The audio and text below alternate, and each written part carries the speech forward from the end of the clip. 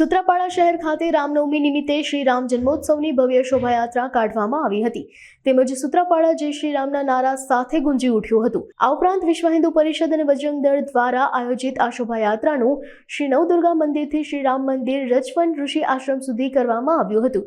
Bharatiya Janata party દ્વારા દિલીપ બારડની ઓફિસે ઠંડા પાણીનું આયોજન કરવામાં આવ્યું હતું તેમજ શોભાયાત્રામાં બહોળી સંખ્યામાં સનાતન હિન્દુ ધર્મપ્રેમી જનતા જોડાઈ હતી।